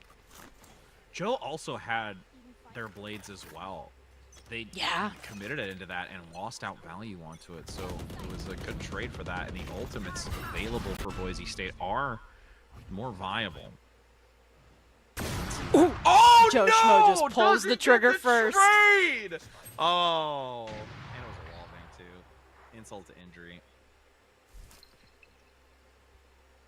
Now we'll see what they're gonna do. Boise State kind of kicking themselves a little bit, saying, "Man, if I would have just held a second longer." Are they gonna force him out? He's still there? No, they dashed out. So now Boise State still looking to push up this A position, looking for a cross angle. Jin gets the shutdown, and now it's looking a little more dire. At this point, Aldim's kind of flanking around the back, seeing what they can do. A-Long, Joe Schmo with the op. This is so challenging. challenging. Oh my gosh, Jin You do get the elimination. They're going to want to go for that operator too, so even if they win this, they want to carry it over into the next round. Trailblazer going out forward to get that crowd control for the moment. Actually going to swivel around, gets a flanking position onto Proton. And blinding, they're going to get this plant here. And it looks like we see the Jellyfish go out, hunting for their next targets. One does get destroyed, and then F3's going to go ahead and take down Aldim, and Jim's going to finish it on Daimyo. It was close. It was a really nice committance. I think the Seekers could have been held on to so that they could look for the later rounds, but at this point they thought they had the opportunity. They noticed that both of the Seekers went towards that narrow doorway versus taking a more upward position to the high ground, so they just had to try and keep a focus onto that. But neither here nor there. That's going to be a round win for UNLV as Boise State once again goes back to the drawing board for this next one. And it looks like Boise State is not going to be able to take that op from UNLV, so we expect Joe Schmo to be oppressive on right, it looks like we see some armor, we see some decent weapons coming out for Boise State here. I'm looking to see specifically if the Killjoy is going to commit to anything. No, they're going to hold off on this. They have to. They're in a weird position when it comes to currency that they need to work with, so they're going to opt to hold off on some of the weaponry, I believe. And all of them sticking close to skies now, over towards the sea. Long smoke, committed. Make sure they've got point of entry. Nobody ratting out in the corner in the choke point. We saw both of them check it just to make double sure. Yeah. It looks like nobody really knows where anybody is just yet. Ooh, right as I say that, Pure Bird came Nice out. denial. Hitter's gonna take out Denies the guiding Skies. light. But look at this triple position. It's a 3-point angle. One on the high ground, one behind box with the op from Joe, and another in that lower level towards the double door. It was just devastating for Boise to work into this. And it looks like 3v3, no, 2v2 now, though members of Boise State are very weak as we kind of go in the doorway. Joe Schmo is going to get that elimination on Daimyo. E3 is going to get it on the J-Bag. This is a 1v2. It looks like Rubiana has at least upgraded their weaponry, so if they have to live, if they want to keep that. And it looks like Proton's going to take them out on point, and that is Boise State now down 2, 3-5. These are really intense moments. I have to say, it's a very fast-paced engagement over and over again. You get like a brief, subtle moment of a breath, and then it goes right back into it. And because of the chaos like that, it's really quite compelling to see how these individuals play against one another. UNLV is still having themselves, you know, a little bit of a challenge getting rid of Boise State, despite Boise being down 2 rounds. It looks like we see Rubiana fully buying armor. We'll see what weapon they end up choosing this time. Hopefully they have enough to do more than a pistol. I mean, the Stinger, again, I always have the Stinger. Oh, they're going to try and rush into this. They do get 2. I like it. As Rubiana is going to put that bot up top towards the window to make sure that they do have intel on the flanking position. Very clinical and surgical entry onto this. I loved the rush tactic that Boise State has, and now they just have to hold their angles and make sure that they do not find themselves in a deficit with the gun tree. Boise State is a post-plant team. I think the 3 rounds that they have won, they've planted and then just kind of held their angles. We see one angle smoked off there. We do see the ultimate committed and then immediately taken out. The trade, though, Joe Schmo's going to get all in for it, but then Skies is going to take out Proton, leaving Joe Schmo 1v3. And Joe Schmo's got to get a different, either they have to have a good offhand, or at this point they're just going to look to recover. They're going to just save. They have no need to stick into this. They got what they needed. They're just going to draw back, and that's what you see this chase being. Boise State wants to deny that operator. They are rushing to find this jet play and can't seem to grab it in time, so they will carry that. Oh, and gets one even before the end of it. Can they stop it? No, they can't. Joe keeping it, and the currency is going to still run it over for Joe Schmo. Oh my god, it's not even close, Joe Schmo, with all of that currency there against some of the members of Boise State here. But Skies takes out Header and Jin. Skies takes out Header. Daimyo follows up with a Jin kill. That was a really nice, aggressive push from Boise State. They lost one, but they ended up 1, so they were able to get the spike down, get the smoke, and then just kind of hold the point and wait for everybody to come to them. And it's really just catching their opponent off guard. 1-for-1 trade again, very aggressive, seeing if Rubiana can get that positioning a second time here. Going in for the plant. Same strategy as before. Nano Swarm denying entry for the moment to guarantee the plant, but there is a big rolling thunder and still gets the shot onto Joe Schmo with the blades. Oh no, it's looking scary. Seekers denied. That's going to be it. Alden gets it.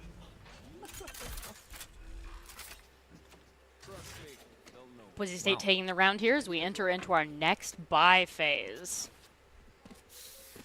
I'm on like the edge of my seat with a lot of this. I'm like just having a field day right now. This was critical. This was right before you see the rolling thunder and then you see the jet with the blades and you're like, oh, Daimyo's gonna get it, but no, it was in fact Joe Schmo that got by Daimyo. Daimyo, of course, went down after that, but once you take down the jet with the blades, I mean, the rest of your team can clean up pretty effectively. Because that's such a significant player in this when we look at the 5 stack. Especially. There's been so much brought to the table by Joe Schmo, and with these blades, it can be extremely crippling. But, oh, that was actually great intel to know that somebody's there. Rolling Thunder comes out now by Boise State, pressing onto this point systematically once again, 3rd time. Rihanna holding Nano Swarm. Again, clockwork from Boise State right now. They know exactly how they want to play this point because they've exploited the weakness. The lockdown comes in, but you can see Daimyo attempting to be on the outskirts of it, but still find themselves in it. It has to reposition, does get out in time before being completely crowd controlled, and now they're going to have to watch this long angle to see if they can deny this spike. Oh no, the defuse is going to come through. It's all on Rihanna. Can they hold off long enough? The smoke is there, free firing blind, can't get it! And Proton will guarantee the pickup so that you do have the defensive position diffuse for UNLV. That was a really big crowd control, forcing Boise State off of the point so that UNLV could kind of move in and force Boise State into the uncomfortable position of then trying to see what they could. They couldn't stop the defuse because Joe Schmo, again, had that long angle, and immediately you see him take out Daimyo, even as Daimyo takes out Jin, and then Proton immediately follows that back up. Overall, a really nice retake by UNLV. And now when we take a look at this buy, they're putting everything into this right now. And it has to be a win here for Boise State, or the next round's just gonna be such a hurdle. Guiding Light comes out, making sure that they can potentially follow up here with the Aftershock.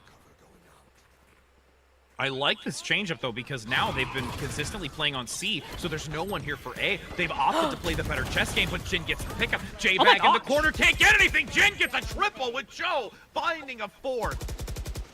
And despite all the investment that Boise had and this pickup in the corner, that is so devastating. Now that you know that you have to go into this next round with no real economy to work with before the side swap. See within 60 seconds what can be done. Nothing is there. I gotta say, Boise State played the better chess game, right? They went to point A after taking point C so many times and after having a lot of success on point C, but UNLV just outdid them purely by gunplay there. And now as we take the swap shortly, we've got one more round here. I'm curious to see how it's going to fend off. You can see the swap of sides and where the focus is going to be. A little bit of emphasis with a lot of the crowd control. I like this play, though, coming out from the robot along with the sentry turret, holding that angle over towards anybody pushing into double doors with the assistance of the Omen for potential smokes. So all in all, we'll see how Boise State's going to fend off with this spread defensive position since there is a 2-round advantage. They need to get this pistol round. Boise State has to win this to start gaining that momentum to try and recover from the deficit that they have. Bird blinded somebody. That's a good start for Boise State here. As we see Skies pushing in on that jet, kind of checking their angles, making sure nobody's there. Oh, shots! Despite that being sporadic, they at least get one, but unfortunately have to go for the reload. A trade is not bad, but that's not what Boise State is looking for. J-Bag has gone undetected on this corner angle so far, so they're probably just so they're gonna take out Ithri for it. For that. Just as soon as they came across that. And now J-Bag is kind of on the prowl here, meeting up with Aldim. And then now we switch over to Daimyo, back to J-Bag, going in through building. Their mating room? They have to try and find them. They know that the plant is down.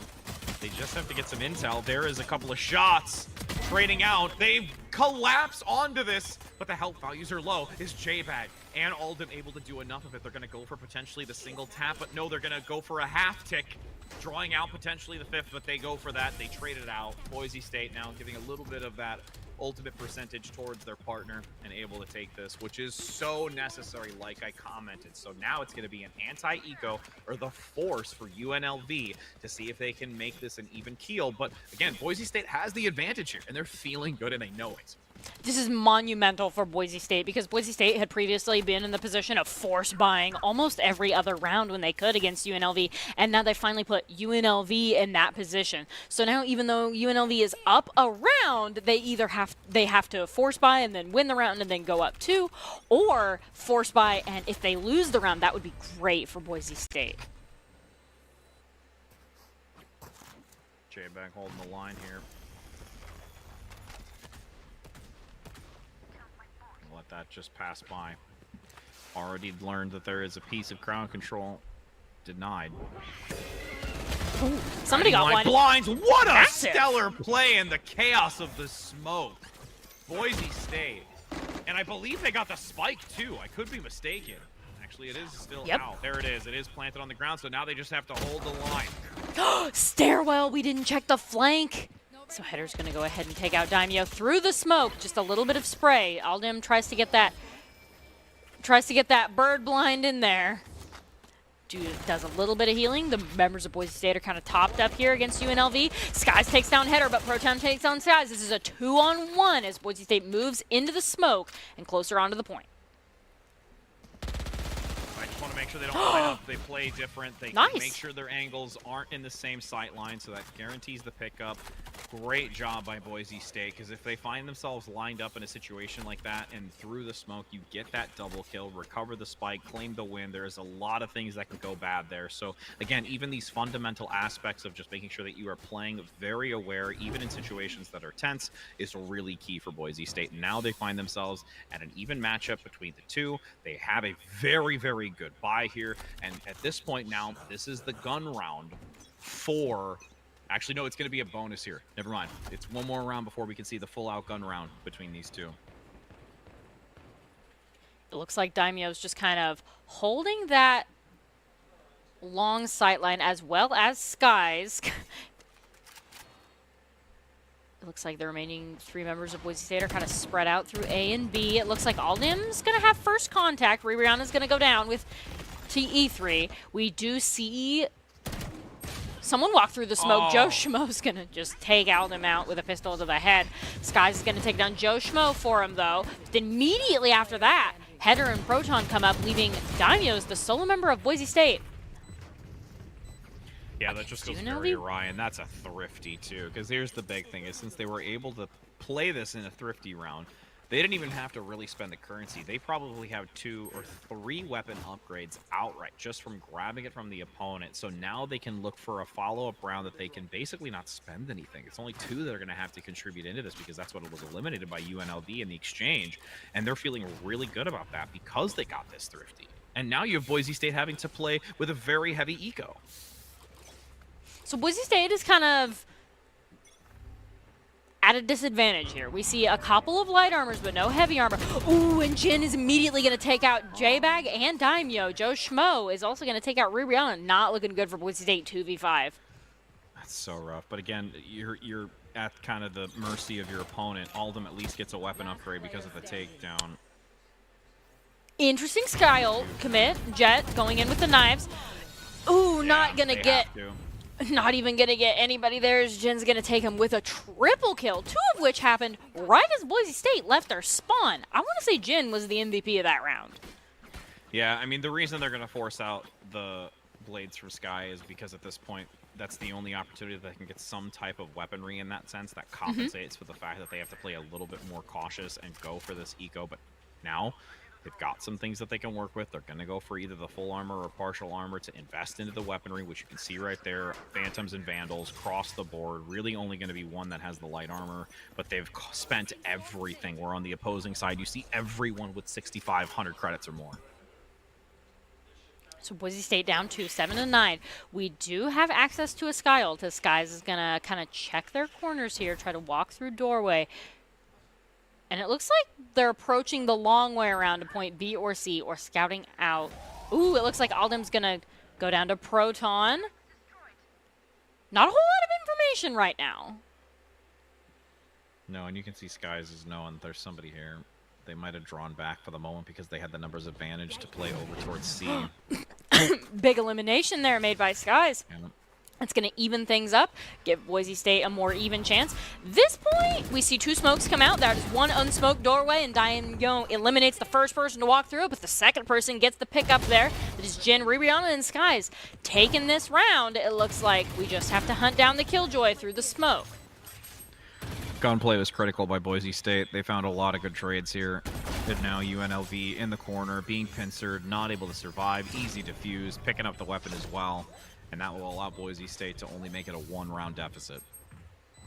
And with that 1 round and some of the weapons that they just picked up, Boise State has a pretty good shot of taking down UNLV. They're not going to have to force buy. They're going to be coming at UNLV pretty evenly. Curious to see what the economy looks like ultimate-wise, to see how they can work through these next few rounds. It's been really back and forth. UNLV still in a healthy place, though, because they have more than enough to get through this round and the next if things really do get away from them before they're starting to have to evaluate what they need to spend cost-wise going into this. You do have the lockdown available, at least. That's very, very powerful. Area denial, especially if you're going to see potentially a rush coming in from UNLV, it's been a little hit or miss. They've found themselves on some occasions being very rush heavy, and then others where they kind of lay weight and allow Boise State to play forward. Oh, are you going to get out of that? Oh no, that was a last moment decision where you're like, I probably should have left. I didn't leave. I think I'm okay. Nope, I'm going to leave, and then die. You could like see the thought process happening there. It's like, am I safe in this corner? No, I don't think I'm safe in this corner. And then they try to move and get in anyway. It looks like that's the lockdown coming out. It's positioned between points A and B. That is full coverage on A and covering 2 sightlines on B. Let's see. Low health. Onto Damio. Oh, they get a flanking maneuver. They get 2 and can't find the third. Pretty big. Alden makes it so close. But with 30 HP in a dream. It's an opportunity here to come back into this. Cover going out. Paranoia available. Sorry for the bait. Gotta love those communication comms in the bottom left. And now they're out. Oh, they're both waiting. Oh, that's such a tragic moment, but it's okay. You're going to have, again, UNLV managing to get to the double digits. They still have a few more rounds to go ahead of them. Boise State, they're going to look to force by here. I think they might.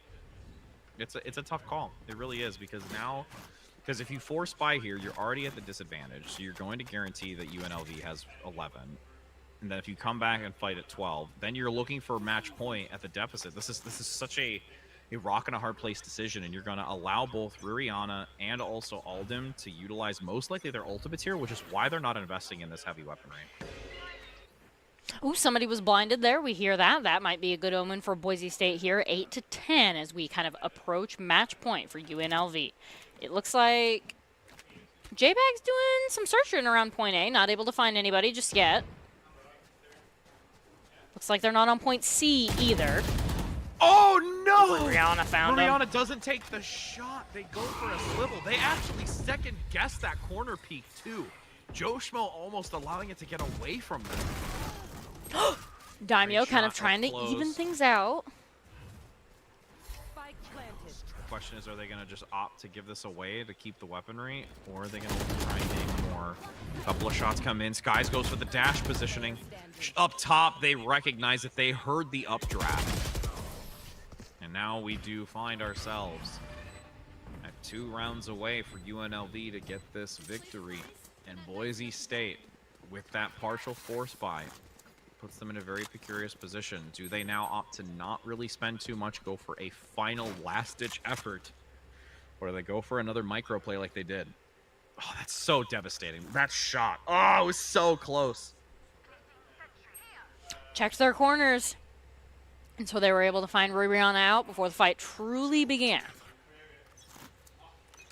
Well, they did have enough to buy. Okay, so they are going to go heavy in this. They did save enough in the previous round to go for this. All right. So I mean, it's they do or have to die go here heavy. for Boise State. Yeah. Yeah. I just wasn't sure if they were going to have enough out of that previous one and what they opted to do, but I guess they were able to give just enough with it. Bot is up. Rolling Thunder out. UNLV is going to have the advantage onto Boise State for the moment. Header gets the pickup. Rihanna is down. 4 versus 5. Another blind onto Damio. Playing the corner. Smoke is active. Wallbangs come through. Aldum gets one of the crossfire, though. Beautiful pick for 2. Ooh. Boise State able to take the advantage for now, but it's slowly equalized. 2-on-2. One of the entrances is smoked out. It looks like Boise State is trying to approach as the smoke goes down. We see, I believe that was both of the Seekers destroyed Double there. Seeker. So we know somebody is around that corner. Oh, now they Laser know? Goes out. Looking to top up with the healing, giving some extra necessary support. Blinded. Guiding Light playing the corner, doesn't get it. There's the double nanos, and it's gonna bring down Damio. Just got a touch too aggressive. The doubles nanos were able to punish that. This is 1v2, and Aldim's like on 33 HP, but they can't give up and they can't lose this. Boise State's going to lose that round, sending us 8-12. Oh, that was so close. The double nano just did so much damage despite the healing. Well-rounded play from the Sky to get them at 100%, but when they overlap like that, and if they time that, there's no way you're getting out of it. You can see it right here. Beautiful play onto denying the guiding light, so you had visibility, but that health is disintegrated standing in between those two. And it's like, at that point, if you're Daimyo, you either choose to walk forward onto the point or try to back out, but you don't really have enough time to do either because they were placed so perfectly that Daimyo was already in the middle by the time they were on the ground. And now, for the final moments potentially for Boise State, UNLV is going to play the long game. I do not see them playing aggressively here because plays like this is a close corner shotgun play. Seeing if anyone's going to walk into it, and UNLV buying their time. They know it. They have the advantage. They have the economy. They have no need to play overly aggressive here. Seeing if anybody from Boise State's going to take just one step out of line. Daimyo's just waiting with that smoke. That's Boise great, State though. up 1. Aldim going to take out Jin, and then we see the Omen ultimate come out. It's kind of concealing positions for the time being. J-Bag, blinded, stunned, can't play the game. It looks like Aldim can't either. They're going to go ahead and take down Header as J-Bag. Aldim got the triple kill before going down. That might mean that Boise State can win this round. Don't want to jinx it. But especially as the lockdown goes down, we hear the spike plant. We're now entering the post-plant phase. From the oh, what a close play. That's what Skies is going to bring to this. Judge coming in. Shutting down in close proximity. I love that type of play. And again, it's such a high risk, high reward. But in this one, that is currency Rewarded. well spent. And it gives Boise State another lifeline. All right, so how's UNLV doing right now in terms of eco? I mean, they're still doing okay. They just need to not get rattled by this. They need to keep their composition right now and allow themselves to not waver away from composure. Boise State definitely gets a revitalized morale here, though. Okay. That's one of those games where you're looking at each other and you're like, let's go, let's go, and they're doing it. UNLV just kind of needs to shake it off, and Boise State just got the round that they needed to really be in this. Ooh, we see the Jet ultimate committed. Boise State means business as we kind of approach up through that high ground. Sky's gonna get something out of this. It's so aggressive, but it's something that UNLV might not expect. Goes in for the smoke, plays forward, eluding through it. They know now. Flash comes in, blinded, gets shut down in the chaos. UNLV has the advantage in numbers. There are the knives. Some recovery with Skies finding a multi-kill. Can they dash reset? They get close with the shorty. And get the second as well. Clutch comes in. What a play by Skies. Fantastic job. High risk, high reward. Skies is coming in clutch. Now is the time where Boise State needs it most. And we saw it with the shotgun. We saw it with the shorty. And now with the jet knives. Just got the perfect flank. They didn't even look until the very end. And by that time, it was already too late. Skies was already in on you on top of that box, getting the clutch. What a turnaround. Now you've rattled UNLV. Now you've rattled them. You put salt in the wound. They still have more than enough economy. It's not going to matter when it comes to weaponry. But now you're trying to play into the mental.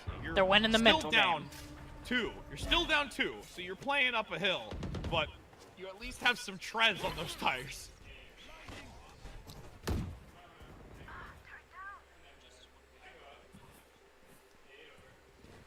It's so scary right now.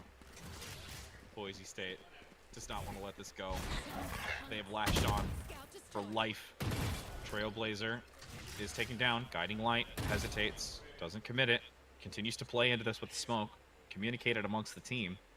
Or are they going to walk into it? No, they're not. And Skies is going to look for this lurk. See the nano down on the ground.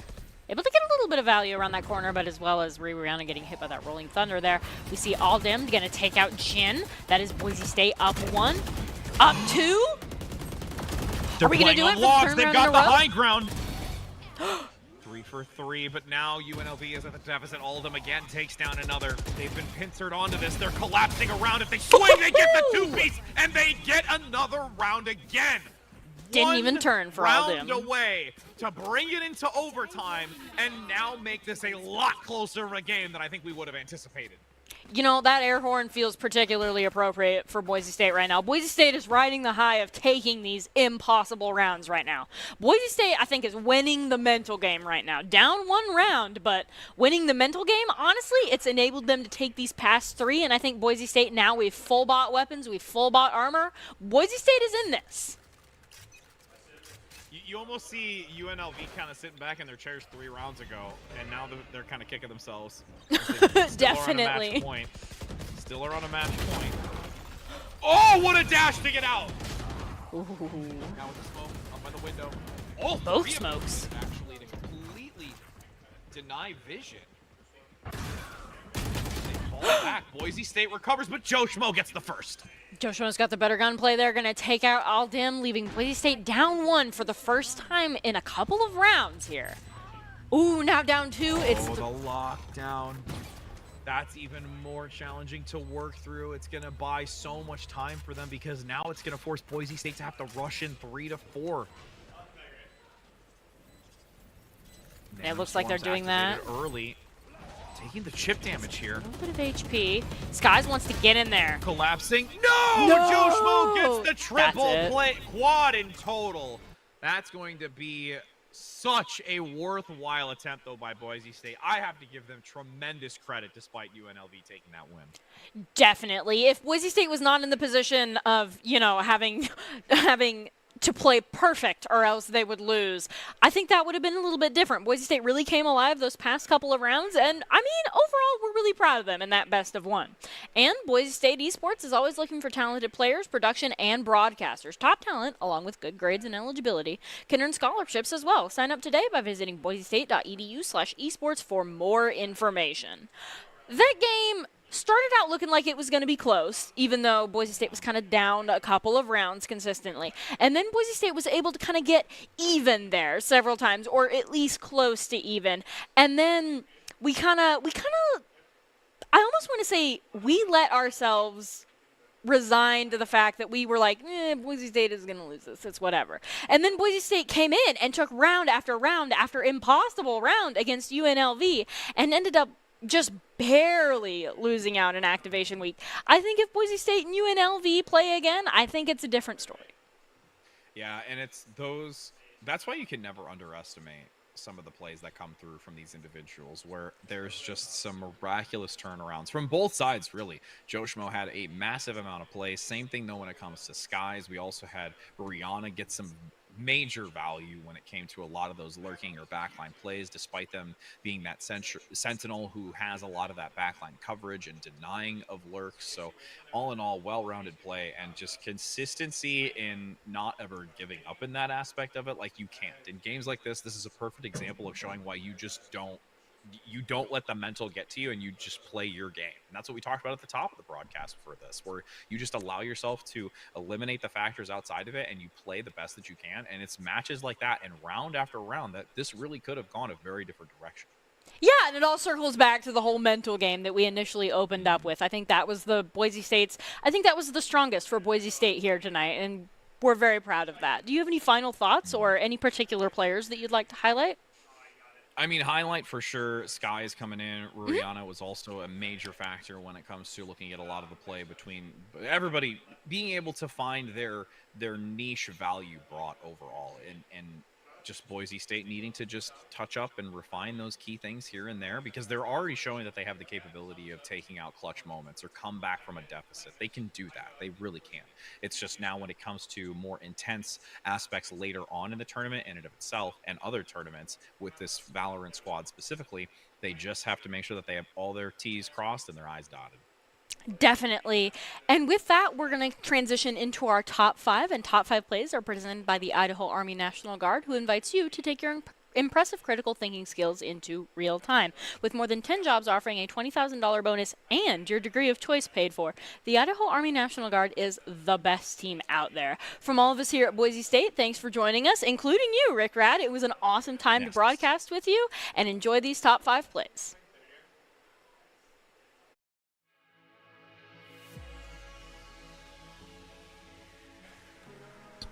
And then now we switch over to Daimyo, back to J-Bag, going in through building.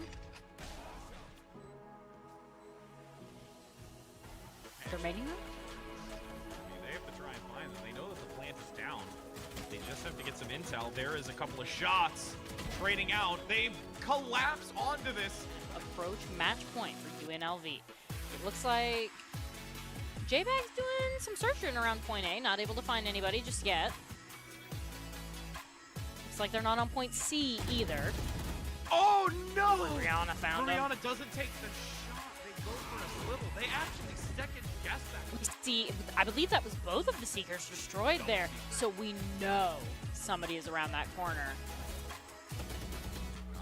Oh, now they know? Goes out. Top up with the healing, giving some extra necessary support.